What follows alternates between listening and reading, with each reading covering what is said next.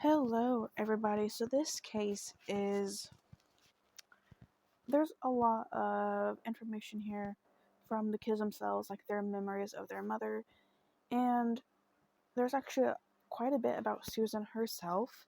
This case, in my opinion, is really heartbreaking because, and again, this is just in my opinion because nobody has been arrested for this, is that we kind of know who did it. We might not really know what happened, but we do kind of have an idea of who was probably involved. And it makes me sad because in cases where we know information like that, we think we know who it is and there's just no arrest being made. It's like what more could they possibly need? And it is probably just, the lack of evidence. Even though common sense is telling you you know who it is, it's just really frustrating. And these children, they just want justice for their mother and they can't get it because of just that there's not enough of something. But yeah, today we're gonna be talking about the case of Susan Poupart. Um, all the links I used for research will be down below, like always, and let's go ahead and get into this. So, Susan's son, Jared, he has fond memories of his mother. So, he was only 9 when she disappeared, and he remembers being silly and laughing together. She used to have his school clothes laid out for him each morning when he woke up, and he said that he absolutely just loved that about her. Alex, her daughter, who was much younger than Jared at the time, had to learn about Susan through relatives and Jared's memories, which is really sad because, in a way, she didn't know her mom. She never got that chance. So she learned that the family called her Susie. She was an artist who attended school at the American Indian University in New Mexico. She was left handed and active in her community. It was tough for Jared and Alex growing up, and they were able to stay with family, but they would live separately after their mother disappeared. So Jared went to go live with their grandmother, and Alex lived with an aunt. And Alex says that the separate living did change their relationship in a way because they didn't have the sibling relationship of growing up together and all of the silliness and frustrativeness that comes with that. They didn't have that because they just did not live together.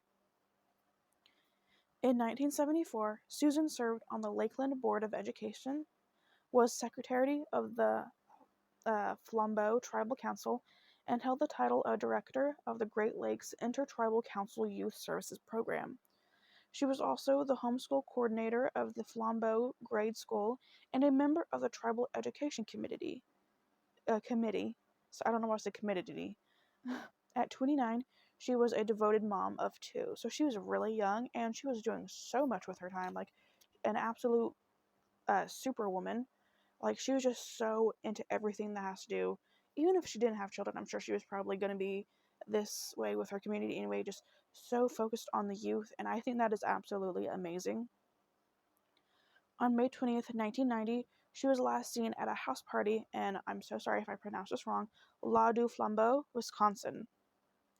She was living with her sister at the time and was reported missing days later when she hadn't returned home, and it was confirmed that she left with 2 men around 4 to 4:30 a.m. The 2 men told police that they had gotten into an argument and dropped her off. 2 days after the party, a search was conducted on foot with some community members, and La du Flambeau is a reservation, and Vilas County Sheriff's Office was the primary law enforcement agency that handled things on the reservation. La du Flambeau is a public law 280 reservation, which, according to Sheriff Fath, I believe that is his name, basically it means the sheriff has a jurisdiction on crimes within the boundaries of the reservation. So I guess just like the regular sheriff's office is able to investigate, because reservations will also have tribal police in a lot of sense. And I'm not saying they don't here, I'm not quite sure, but from my understanding, it just means that the regular sheriff's office um, has jurisdiction, which means I think they have priority, or they have they're the top. I don't want to say the top dog, but do you get what I'm saying? They have, I guess, jurisdiction is the best way I can say. So, and I had never heard of that before, so that's why I'm kind of confused. I had never heard of public law 280 reservation or anything like that. As I've always heard, like the tribal police um, being the one to like do the investigating.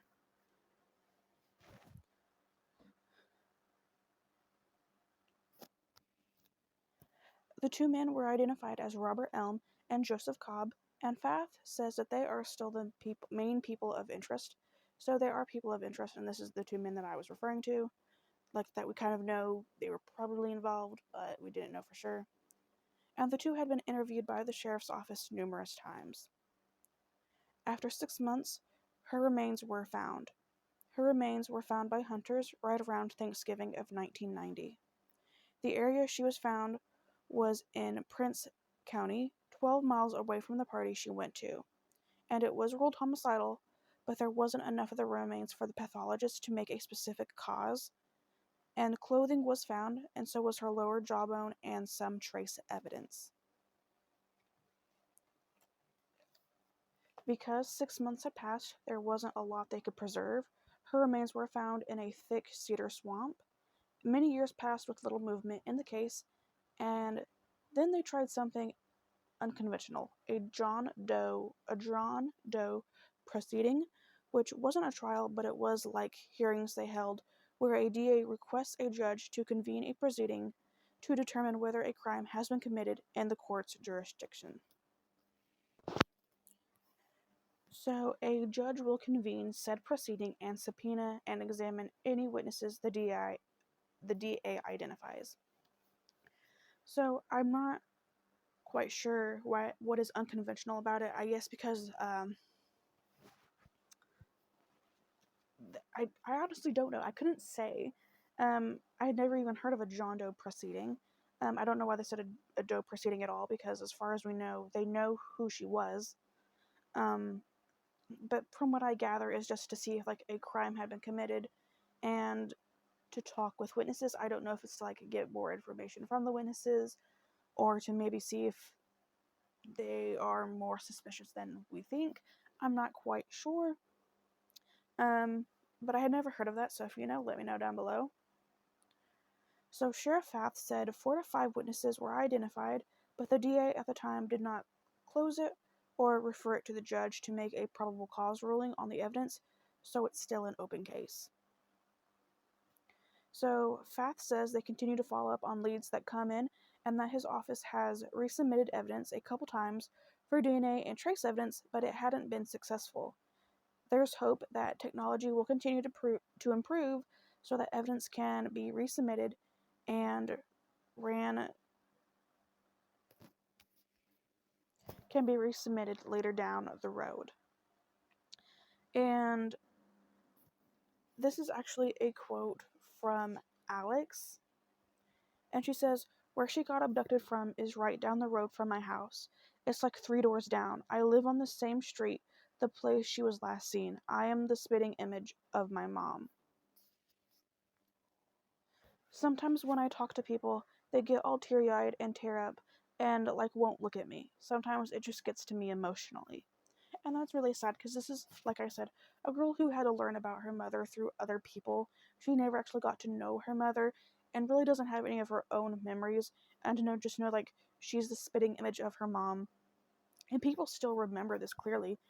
It has to be hard on her, especially, to just know that someone, your mother you never got to know, is just gone and you don't know what happened. I cannot imagine what that has to be like. But if you have any information, there is a phone number. The Vilas County Sheriff's Office is 715-479-4441. Again, the Vilas County Sheriff's Office is 715-479-4441. And that is the case of Susan Poupart. So, like I said, I feel like it's pretty obvious we know who did this. We know she was murdered. We don't know, like, how or what officially caused her to pass on, but we just know that she was. And the fact that she was last seen with Joseph Cobb and Robert Elm, I feel like we kind of know who did this, especially when they said, they got into an argument and they dropped her off. To me, it kind of feels like they got into an argument about something, They very well could have tried to assault her in some way, and that could have led to this. Or it could have just been like a simple disagreement that got out of hand and they killed her. Now, I'm not saying that they did because they've never been charged or anything. So this is all alleged, in my opinion, what I think could have happened. And I think by them saying we had an argument and we dropped her off was basically, yeah, what happened. They did get into a fight and maybe they did kill her. Like I said, we don't have confirmation that's what happened, and it makes me really sad, especially when Sheriff Ath says like they are still the main two people of interest. It's like we just don't have like that missing piece that could really just blow this open and give everybody answers, put Susan to rest. We just don't have that, and it feels like we know who it is. Hopefully technology will continue to improve so that we can get more information from the DNA and all that, and we can actually find out like who did this at least, or at least very like what they did to her. And yeah, that is the case of Susan Poupart. Thank you so much for listening to Susan's story. Please let me know down below what you think happened, um, in your own opinion. Obviously, we don't know. We don't want to get in trouble, but let me know down below what you think happened. And if Alex or Jared sees this, I just want to say that I am so sorry about your loss.